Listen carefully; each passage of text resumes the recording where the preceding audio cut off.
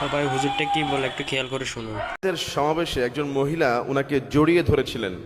এতে কি আমিরা জামাতের ঈমান আছে?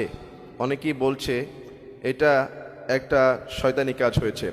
প্রিয় ভাইয়েরা, এই দৃশ্য আমরা দেখেছি এবং এটা নিয়ে অনেকে সমালোচনা করেছেন, কিন্তু আসল ঘটনা না জেনে আপনি শুধুমাত্র একটা ফুটেজ দেখে মন্তব্য করতে পারেন না।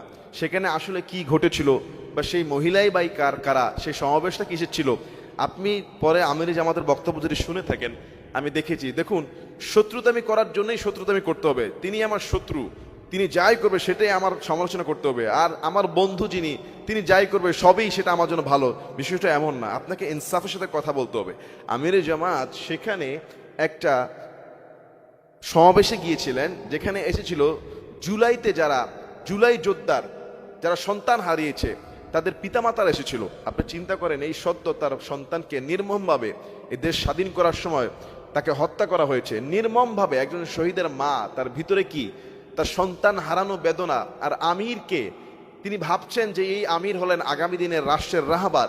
একজন রাষ্ট্রের রাহাবারকে এত কাছ থেকে পাওয়ার পরে তিনি তার সন্তানের বেদনায় আপনার অস্থির হয়ে চোখের পানি ছেড়ে দিয়ে, হয়তো তিনিও কি নিজের মধ্যে কন্ট্রোল নাই। আর মা বোনদের মন তো অনেক নরম, রাষ্ট্রের প্রধানকে কাছে পেয়ে যিনি সম্ভাবনা হতে পারেন তার কাছে বিচার চায়। এই সন্তানের দুঃখ তিনি তার কাছে বিচার দিলেন, হালকা হলেন। এখন আমির সাহেবের কাছে আসছেন, তাকে জড়িয়ে ধরে